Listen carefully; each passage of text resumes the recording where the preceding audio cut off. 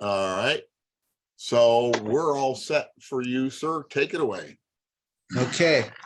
God bless you guys in the wonderful name of Jesus Christ, our living Lord and Savior. Tonight we're going to go over the line of Jehu. And from my reckoning, it's about 848 BC to 757 BC. This is the longest dynasty among the northern tribes. Jehu's rise to power began a civil war in the northern kingdom. When Jehu killed Ahaziah and Jehoram, king of Israel, that was only the beginning of the civil war. The civil war continued after Jehu declared himself as king and anointed as anointed by God to rid the land of Baal worship.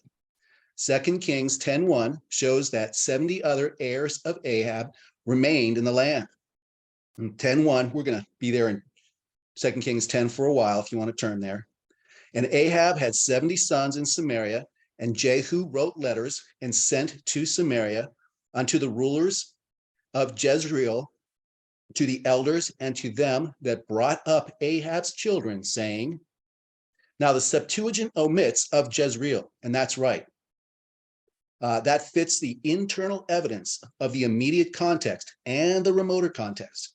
Jehu's stronghold was Jezreel, where he had killed Jehoram, king of Israel, and had thrown Jezebel to the dogs, which is an interesting section we didn't get to. It's in 2 Kings 9:30 to 38. Anyway, Jezebel put on makeup. Was she trying to flirt with Jehu? If she was, it did not work especially well. Jehu is writing to the city of Samaria, which was founded by Omri. He was not writing to the region. Samaria was almost the Jerusalem of the north. It was the capital city. So 70 heirs in the capital city and the seat of political power. That's a problem. But Elijah's prophecy was that none would be left of Ahab's house. Do you think these 70 were all Baal worshipers? By the way, sons in 2 Kings 10:1 may mean descendants. By my count, Ahab had been dead for about 14 years. So some grandsons could have been among the 70. The process of eliminating these heirs and of having the sole rule in the land is explained in 2 Kings chapter 10, verses 2 through 17. Even though Elisha will still be alive, there's no mention of a prophet in this section. Still, old Jehu is pretty sharp.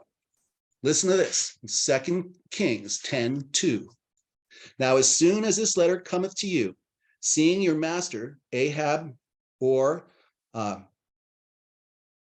Ahab's son are with you, and there are with you chariots and horses, and a fenced city also, and armor. See, a fenced city, Jehu's only talking about one city, Samaria. The Septuagint is right. Jezreel in 10:1 should be omitted, as we said. Verse 3, look even out the best and meetest of your master's sons, and set him on his father's throne, and fight for your master's house. Jehu is giving them fair warning. We're coming to do battle unto the death. What do you think? Are you all ready for a little bit of military tete-a-tete? Verse 4, but they were exceedingly afraid and said, behold, 2 kings stood not before him, talking about Azariah, king of Judah, and Jehoram, king of Israel, the old king. If those kings got beaten, what's going to happen to us? How then shall we stand? And when he that was over the house, and he that was over the city, the elders also, and the bringers up of the children, sent to Jehu, saying, we are thy servants, and will do all that thou shalt bid us. We will not make any king. Do thou that which is good in thine eyes. Gutless wonders, all of them. So in verse 6, Jehu writes again. Here it is, verse 6. Then Jehu wrote a letter the second time to them, saying, if ye be mine, and if ye will hearken to my voice, take ye the heads of the men of your master's sons, and come to me to Jezreel by tomorrow this time. Now the king's sons, being 70 persons, were with the great men of the city, which brought them up. And it came to pass when the letter came, that they took the king's sons and slew 70 persons, and put their heads in baskets, and sent them to Jezreel. They did it. They never blinked an eye. They killed their wards, kids they had raised as their own. kids whose fathers Ahab and Jehoram I had given everything to. They never blinked. Sort of the opposite of Jehosheba from last week, who saved the Christ line from Athaliah. She risked her life in what must have seemed at the moment an impossible situation. How could she have gotten away with it? Those kids were numbered and tagged. She had no chance, but she just believed and followed what she knew was right. Anyhow, don't believe the smiles of those in power today who promote devilish stuff all over the place. They just look so sweet and they're just so happy to be with everybody, but inside they're cold as ice. They don't mean anyone any good. The word of God changes people and people change culture. As Reverend Nessel says, time to fight our way out of the cave and to loose some of the supernatural love of God and his word. It's his goodness in his word that leads people to repentance, that can change hearts.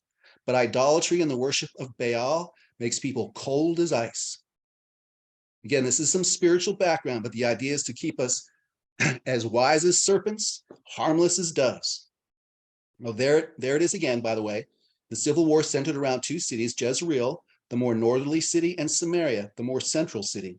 Verse 8, and there came a messenger and told him, saying, they have brought the heads of the king's sons. And he said, lay ye them in 2 heaps at the entering in of the gate until the morning. Wow. Just make piles of those dead guys. Put their heads there, put their heads there. Kind of gross, shocking. But only because in America we've been blessed for 2 generations with an abundance of peace. Elsewhere in the world, even today, sad, but maybe not shocking. And it came to pass in the morning that he went out and stood and said to all the people, ye be righteous. Behold, I conspired against my master and slew him. But who slew all these? Talk about crafty.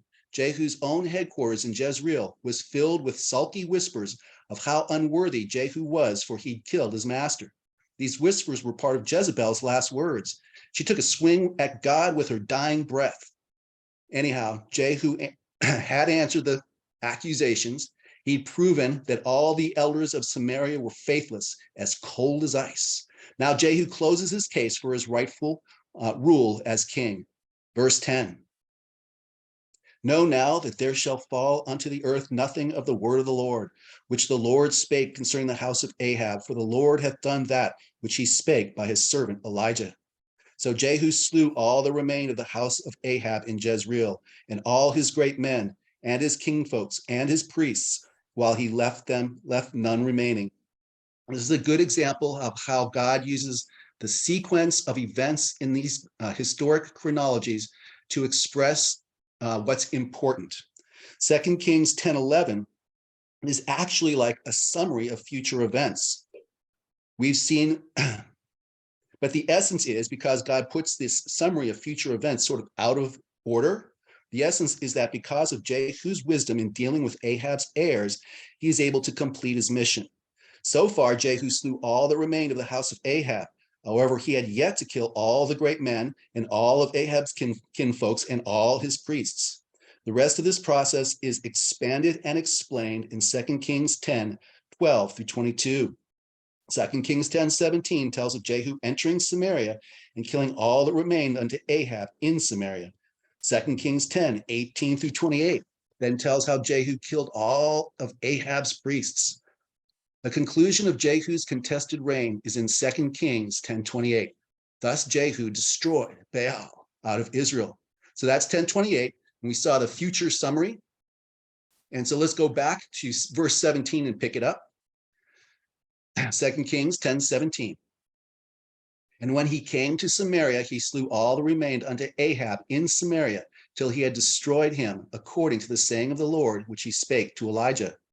And Jehu gathered all the people together and said to them, Ahab served Baal a little, but Jehu shall serve him much. Now therefore call unto me all the prophets of Baal, all his servants and all his priests. Let none be wanting, for I have a great sacrifice to do to Baal. Whosoever shall be wanting, he shall not live. Does Jehu have you? He had me the first time I read it. So many people lose it and turn to the dark side. I thought Jehu was toast here. But then 10:19 continues. But Jehu did it in subtlety, to the intent that he might destroy the worshipers of Baal. Verse 20, and Jehu said, proclaim a solemn assembly for Baal. And they proclaimed it. And Jehu sent through all Israel, and all the worshipers of Baal came, so that there was not a man left that did not come. And they came into the house of Baal, and the house of Baal was full from one end to another. Bunch of Baal worshipers. And he said unto him that was over the vestry, bring forth vestments for all the worshipers of Baal. And he brought them forth vestments. You've seen this kind of stuff. They're all like little like red garments with their hoodies, and they're all walking around all spooky. So they had the Baal vestures on, wearing their super scary priestly garb. And Jehu went, and Jehonadab, the son of Rechab, in the house of Baal, and said unto the worshipers of Baal, search and look that there be here with you none of the servants of the Lord, but worshipers of Baal only. And when they went in to offer sacrifices and burnt offerings, Jehu appointed 80 men, 80 men without, and said, if any of the men whom I have brought into your hands escape, he that letteth him go, his life shall be for the life of him. This is no small thing. People don't like executing other people. Remember old Saul, who did not do all the will of the Lord, and Samuel had to hack old Agag up all by himself? It runs contrary to the human heart to execute people. And too often the worst people manage to charm their way out of the consequences at the last second, but not this time. And it came to pass, as soon as he had made an end of offering the burnt offering, that Jehu said to the guard and to the captains, go in and slay them, let none come forth. And they smote them with the edge of the sword, and the guard and the captains cast them out, and went to the city of the house of Baal. And they brought forth the images out of the house of Baal and burned them. And they break down the image of Baal, and they break down the house of Baal, and they made it a draught house unto this day. Thus Jehu destroyed Baal out of Israel. Sadly, as 2 Kings 10, 29 through 30 show, despite ridding Israel of the worship of Baal, Jehu did not confront the idolatry of Jeroboam that had become a tradition. Verse 29, howbeit from the sins of Jeroboam, the son of Nebat, who made Israel to sin, Jehu departed not from after them, to wit, the golden calves that were in Bethel and that were in Dan. Pastors and priests of churches today can be held responsible for not ridding or trying to rid their denominations from idolatry. If they know or learn that stuff in their church is contrary to God's word, even though they didn't start it, they're responsible to stop it, or they're just as responsible for the idolatry as the pastor who started it in the first place. Yeah, they'll get fired, bet. But what can you do? What else can you do? Verse 30, and the Lord said to Jehu, because thou hast done well in executing that which is right in mine eyes, and hast done unto the house of Ahab according to all that was in mine heart, thy children to the 4th generation shall sit on the throne of Israel. All of this killing stuff was a delight to the Lord because the devil spirits got knocked out of business. But that's not his primary will at all. That's not his plan. God hated the Old Testament so much, he gave his only begotten son that we could be free from it. But that's all they could do in those days. Today, you can walk in there, get them born again, cast out devil spirits, overwhelm them with the love of God, teach them the gospel of Christ and the resurrections from the dead. That'll just change the face of the universe too. But a lot of this stuff that we see out there, it's spiritual in nature. We go after the spiritual causes and God will handle the people. But yeah, it's different administration, but that's, we apply it as we learn it. Anyhow, despite his failures, God still promised Jehu that his line would continue until the 4th generation. The Bible says, the Lord said to Jehu, and a prophet is never mentioned. Elisha oversaw Jehu's anointing. It seems he had the spirit of the Lord upon. But Jehu is the first of the Twilight kings. That's my phrase. Don't blame the Bible for it. The Twilight kings, they ruled half in the light and half in the darkness. As we saw earlier, it was not Asa it was not until Asa, king of Judah, rid the palace and city of idolatry that strong kings arose in Judah. Without really putting God all the way first, a person's walk by the Spirit will just be feeble. Nevertheless, despite the darkness in the northern kingdom resulting from the sin of Jeroboam, by which he made God's people to sin, the greatest prophet in either kingdom, Elisha, resided in the north. God was still working with his people. By the way of Elijah and Elisha, God drove off the darkness of the worship of Baal and cleansed it from both kingdoms. The four kings of the line of Jehu are Jehoahaz, Jehoash, king of Israel, Jehoash I, Jeroboam II, and Zechariah. Even though these kings are twilight kings, half in the dark, half in the light, they are the greatest kings of the north. After them, no great king will arise among the northern tribes. All right, let me see if I can share this chart.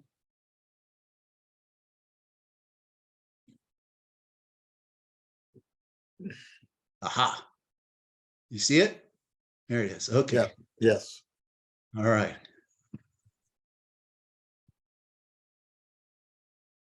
Okay, so here we go. The co-regency of Jehoash, king of Israel, and Jehoahaz. And there's the chart. And this is a chart of the co-regency between Jehoash I and Jehoahaz. Jehoash I and Jehoahaz is given as 3 royal years by a biblical paradox between the royal years of Jehoahaz, as given in 2 Kings 13:1, and the royal years of Jehoash, king of Judah, as given in 2 Kings 13:10. 2 Kings 13:1 tells us Jehoahaz's rule was 17 years. That's what you see up there. It was the 23rd year of Joash. That's the contracted spelling for Jehoash, king of Judah. He was the son of Ahaziah, king of Judah. And then Jehoash, the son of Jehu, began to reign over Israel in Samaria and reigned 17 years. So right underneath, that's the conversion of this verse into chronology talk. So to reach the last year of Jehoahaz, I've added 16 royal years to each side of the chronology. So Jehoahaz lived until 39 Jehoash. Jehoahash's reign seems really long, but that's because he became king at 7, because Athaliah had killed everyone else. However, if Jehoahaz reigned 17 years, he lived until 39 Jehoash J.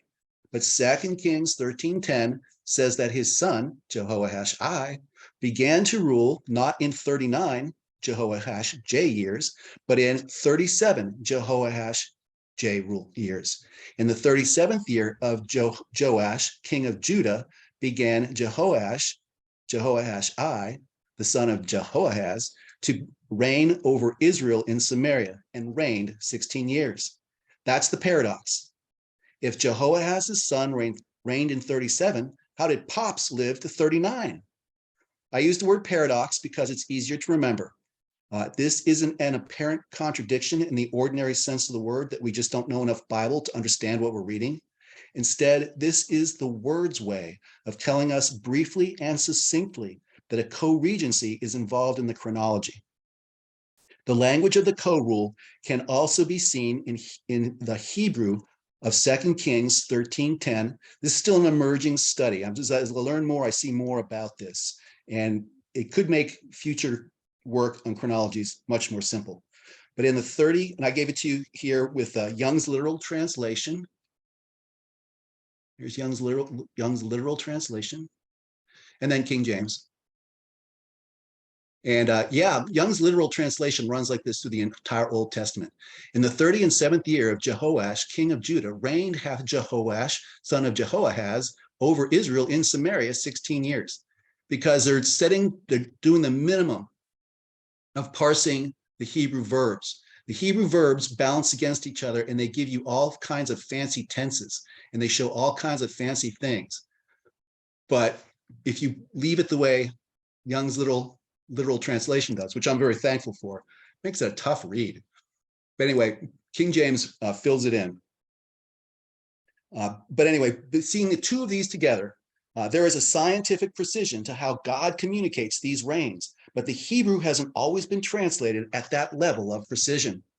The phrase began Jehoash the son of Jehoahaz, to reign does not include in his stead. So here's the key language elements in bullet form.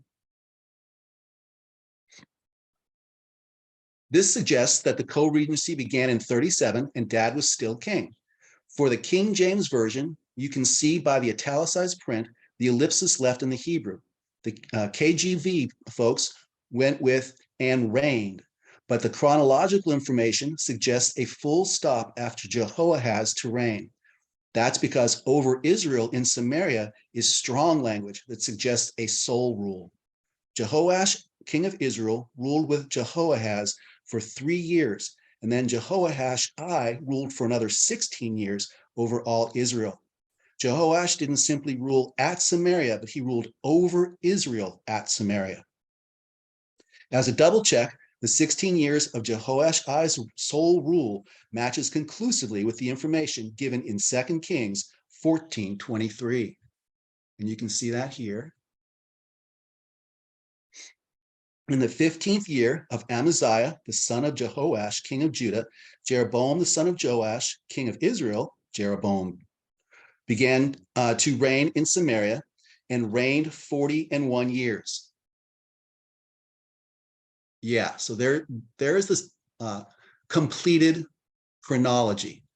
If you'll notice, this used to be Jehoash J23, used to be Jehoahaz 1, but with all the information consulted, it's better to have it as his accession year, and then all the rest of this works out and it fits as it should. I'm just going to leave that here for a little while if you want to check it out.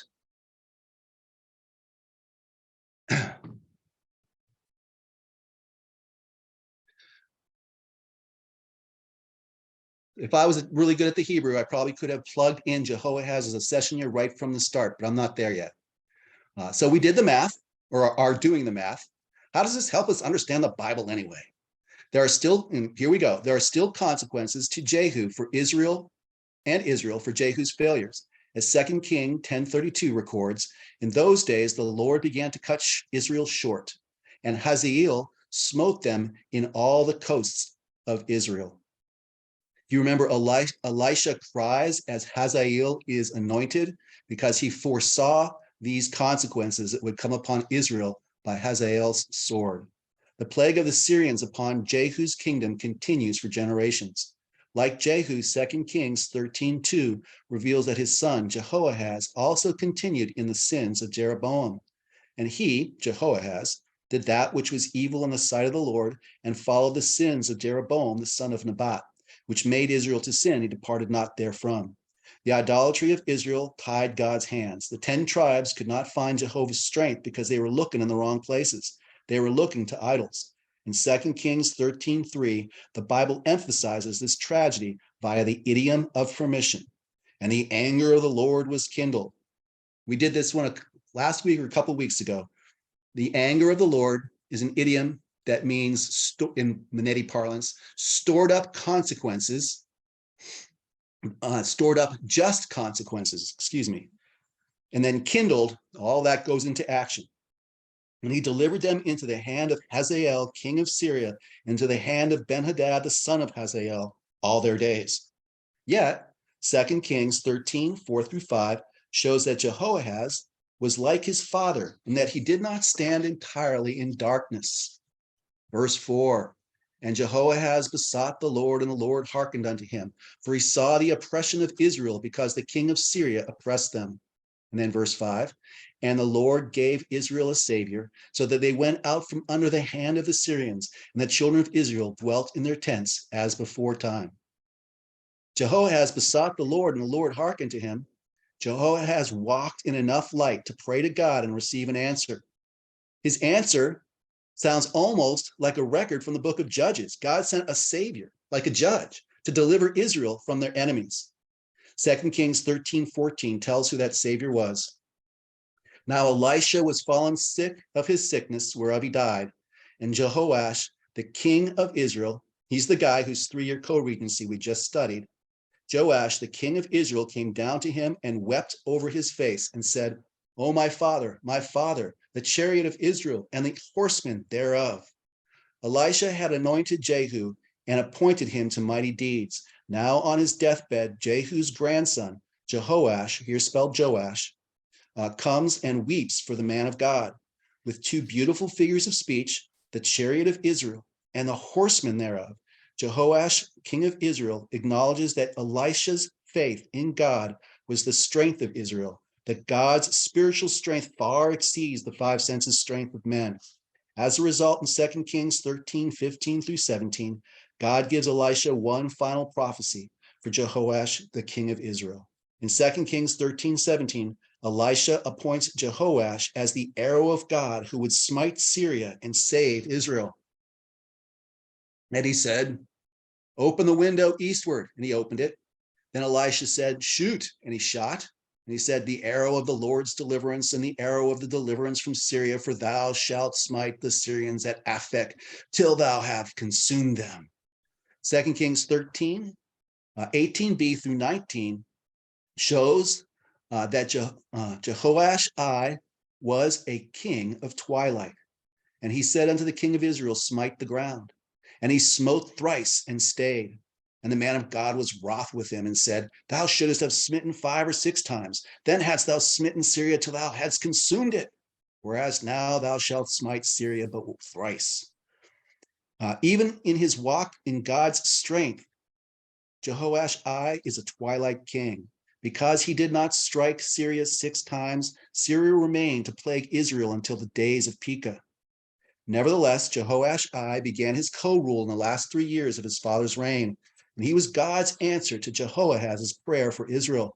This is why the Bible states that Jehoash I was the king of Israel, even though Jehoahaz was still king. If a student of the Bible does not recognize this co-rule as marked by the 5th paradox, he or she will not see the sequence of events by way of which Jehoash I became the savior spoken of in 2 Kings 13:5 above. King Jehoash I was God's arrow against Syria. He went to war while his elderly father remained in Samaria and prayed. During Jehoash I's 3 years of co-rule, he struck Syria 3 times. This is given in 2 Kings 13:25. And Jehoash, the son of Jehoahaz, took again out of the hand of Ben-Hadad, the son of Hazael, the cities which he had taken out of the hand of Jehoahaz, his father, by war. 3 times, 3 consecutive years, the time of war after Nisan in the summer. And so each year struck Syria. 3 times did Jehoash beat him and recovered the cities of Israel. Nevertheless, the military description of Jehoahaz's tiny army in 2 Kings 13:7 explains the 5 senses reason Jehoash I ceased after 3 strikes on Syria, but it also sets the great faith of Jehoash I as well. Neither did he leave the people to Jehoahaz, but 50 horsemen and 10 chariots and 10,000 footmen, for the king of Syria had destroyed them and made them like the dust by threshing. This is an era in which Judah and Israel attempted to form a secular peace and unity. This is the era in which Judah and Israel's former attempt to form a secular peace and unity seems to have come close to ending. But this renewed warfare led to 2 co-regencies. The first reign was shared between Jehoash I and his son, Jeroboam II. The second was shared between Amaziah and his son, Azariah. When Jehu destroyed Baal, let me stop the sharing. We're on to something else here. Okay. When Jehu destroyed Baal out from Israel, the era of treaties of human peace seemed destined to come to an end. However, under Jehoahaz, there may have been a revival of this sense, for he named his son, Jehoash, king of Israel, after the most recent king of the line of David, Jehoash, son of Azariah. Also, Amaziah, the new king of Judah, according to 2 Chronicles 25:6, hires 100,000 mercenaries from Israel. However, before Amaziah can completely repeat the errors of his forefathers, in 2 Chronicles 25:7 through 8, he hearkens to the words of a prophet who warns him not to be unequally yoked with unbelievers. So we'll be in 2 Corinthians 25 for a little while. So 2 Corinthians 25, 7 and 8. But there came a man of God to him, saying, O king, let not the army of Israel go with thee, for the Lord is not with Israel, to wit, with all the children of Ephraim. But if thou go, do it, be strong for the battle. So if you hang in there with the mercenaries, get ready for a fight, because God shall make thee fall before the enemy, for God hath power to help and to cast down. Wisely, Amaziah sends the mercenaries fully paid back to Israel. As a result, he has great success in Edom. Then 2 Chronicles 25:13 records that Israel's army sacked Judean cities on their way home. But the soldiers in the army which Amaziah sent back, that they should not go with him to battle, fell upon the cities of Judah, from Samaria even unto Bethshoron, and smote 3,000 of them, and took much spoil. Pathetically, before Amaziah even gets back to Israel, he is turned to the worship of the idols of Edom. Verse 14 of 2 Chronicles 25.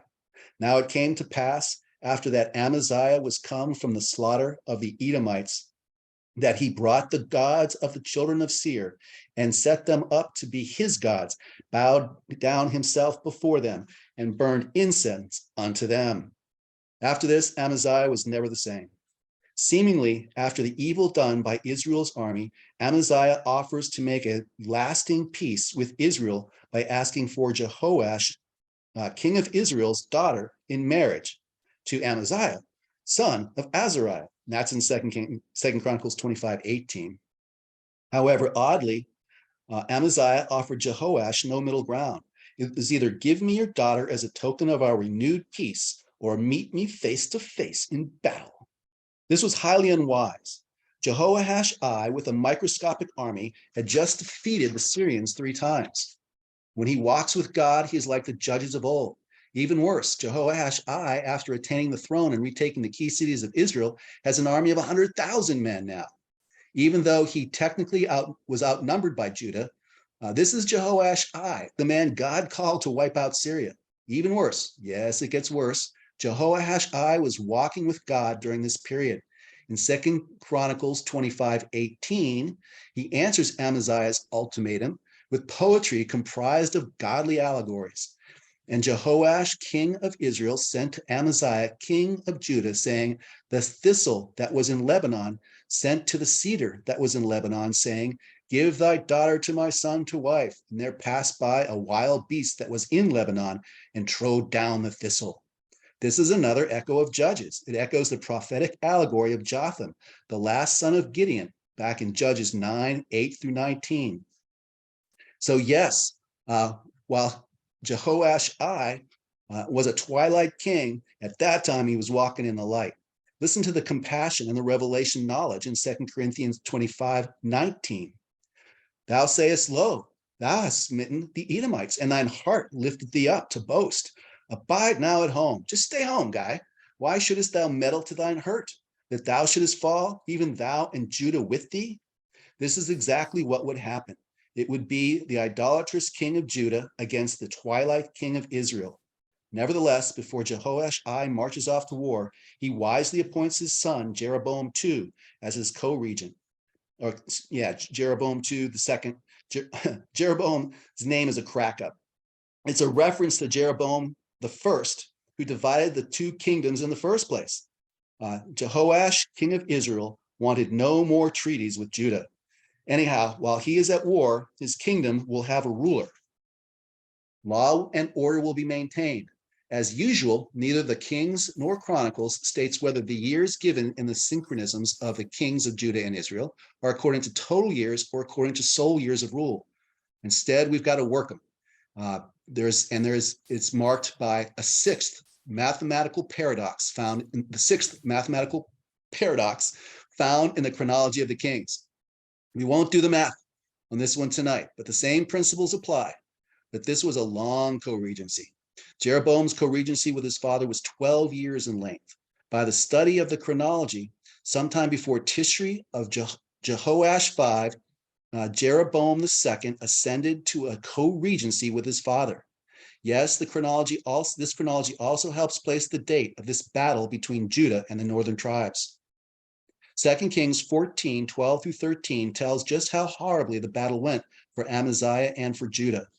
And Judah was put to the worst before Israel, and they fled every man to their tents. They bailed. There was no more army left. And Jehoash, king of Israel, captured Amaziah, king of Judah, the son of Jehoash, king of Judah, the son of Ahaziah, at Bethshemesh, and came to Jerusalem and break down the wall of Jerusalem from the gate of Ephraim unto the corner gate, 400 cubits.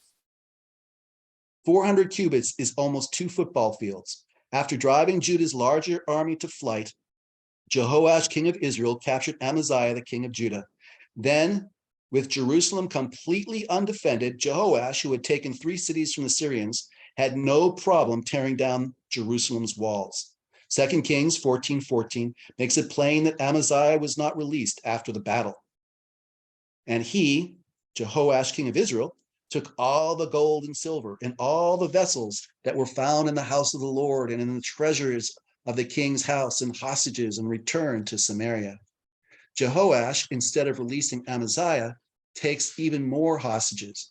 Amaziah wasn't coming back to rule Jerusalem and Judah in the foreseeable future. This is when the events of 2 Kings 14:21 took place. And all the people of Judah took Azariah, who was 16 years old, and made him king instead of his father, Amaziah. The rules of language lead casual readers of the Bible to read 2 Kings 14:20 through 21 sequentially, like ordinary, like you'd expect. But we've already seen a couple places where God throws events out of sequence to emphasize that which he sees as important. And they brought him, Amaziah, on horses, and he was buried at Jerusalem with his fathers in the city of David. And all the people took Azariah, who was 16 years old, and made him king instead of his father, Amaziah. Let me see if I can share this screen. Where'd it go? There it is. Wake up. Okay. There. Hopefully you can see that. Yeah. Okay. Okay, however, the Bible was written before paragraphs, punctuation, or even spaces between Hebrew words. Instead, God has marked his words with figures of speech, some of which involve organizational patterns of repeated words, phrases, and structures. Being mindful of this, we can observe all of 2 Kings 14:1 through 22 as a single structural unit focused on the record of Amaziah's reign.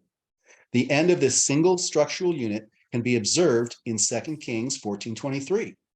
In the 15th year of Amaziah, the son of Joash, king of Judah, Jeroboam, the son of Joash, king of Israel, began to reign in Samaria, and reigned 41 years. The topic has changed from Amaziah, king of Judah, to Jeroboam II, king of Israel. However, in 2 Kings 14:1 through 22, the sole focus is Amaziah. All other details are simply incidental to the Bible's revelation of the reign of Amaziah. The laws of grammar and language also cause us to read 2 Kings 14:21 to 22 consecutively. And the people of Judah took Azariah, who was 16 years old, and made him king instead of his father, Amaziah. He built Elath and restored it to Judah. After that, the king slept with his fathers. However, the content of 2 Kings 14:22 must give the reader pause. Despite the laws of language that associate the pronoun he with Amaziah, the nearest antecedent, because there's no record of Amaziah, going to Edom or restoring Elath, an ancient city on its border, a reader must pause, for this must refer to the accomplishments of Amaziah, whose first great success was against Edom. This departure from the laws of language can only indicate the presence of a figure of speech of repetition. In this case, the figure of speech is an introverted structure, beginning with 2 Kings 14:1 and concluding in 14:22.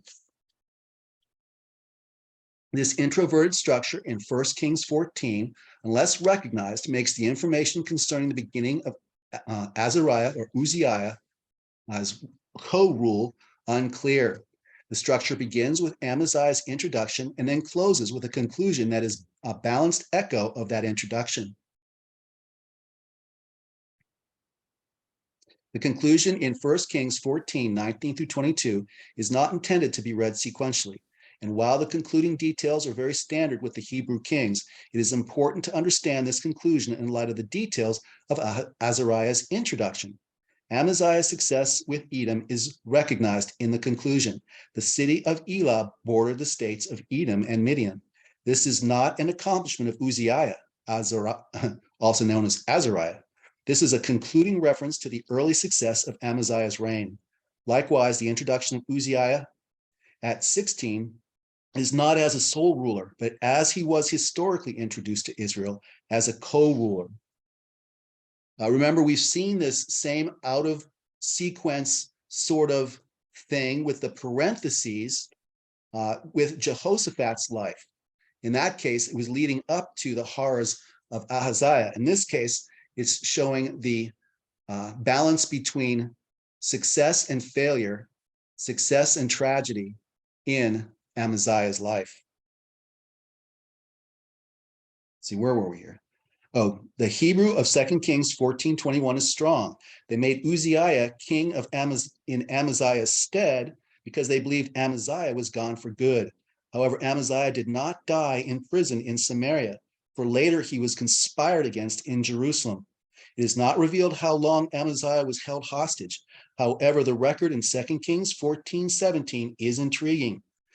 Amaziah, the son of Joash, king of Judah, lived after the death of Jehoash, son of Jehoahaz, king of Israel, 15 years. If Jehoash took Amaziah hostage and that he died, then how could he have outlived Jehoash for these 15 years? And what are we to make of those 15 years?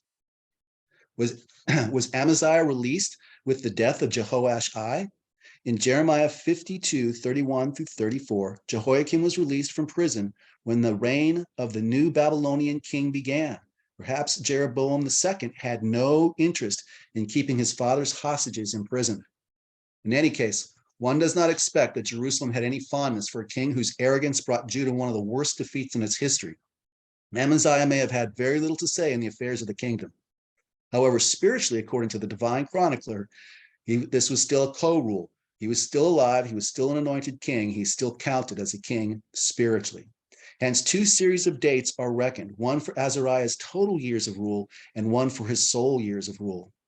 The chronologies show that sometime between Tishri of Amaziah 6 and Tishri of Amaziah 7, the people anointed Uzziah as king. Uzziah's first royal year as co-regent began in Tishri of Amaziah 7. By this time, Amaziah was a prisoner of Jehoash, a king of Israel. The co-rules of Jeroboam II and of Uzziah originated within a 3-year period from, on the one hand, Jehoash, king of Israel 5, and on the other hand, Jehoash, king of Israel 8. This is because both of these co-rules stem from the same incident, the war between Amaziah and Jehoash.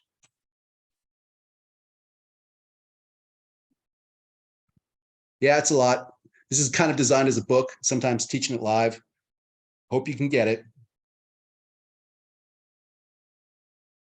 The name of Jehoash, king of Israel's son, Jeroboam II, sent the message that there would be no more unity between the 12 tribes. The kingdoms would remain as divided as under Rehoboam and Jeroboam, Jeroboam, king of Israel. However, the rule of the Twilight kings was about to come to an abrupt and violent close. Because of Jehu's refusal to return to divine law, God could not promise him an eternal lineage as he had done with David. However, because Jehu did not walk entirely in darkness, but had served the Lord, God in 2 Kings 10:30 had made him the promise of 4 generations. And the Lord said unto Jehu, because thou hast done well in executing that which is right in mine eyes, and hast done unto the house of Ahab according to all that was in my heart, thy children of the 4th generation shall sit upon the throne of Israel. Again, God is speaking to Jehu, and there's no mention of a prophet there. That he had to have the Spirit of God upon him. Jeroboam II was of the third generation, and his son Zechariah was of the fourth generation. 2 Kings 15, 8 through 12 tells the rest of the story. 2 Kings 15, 8. In the 38th year of Azariah, king of Judah, did Zechariah, the son of Jeroboam, reign over Israel in Samaria 6 months. And he did that which was evil in the sight of the Lord, and as his fathers had done. And he departed not from the sins of Jeroboam, the son of Nebat, who made Israel to sin. And Shallum, the son of Japheth, conspired against him, and smote him before the people, and slew him, and reigned in his stead. And the rest of the acts of Zechariah, behold, they are written in the book of the Chronicles of the king of Israel. This was the word of the Lord, which he spake unto Jehu, saying, Thy sons shall sit on the throne of Israel unto the fourth generation. And so it came to pass. The line of the twilight kings of the northern tribes concluded in its fourth generation. No king of the northern tribes greater than these would ever arise. Also, the 4 generations of these twilight kings is the longest dynasty in the history of the northern tribes. So that's all I've got, folks.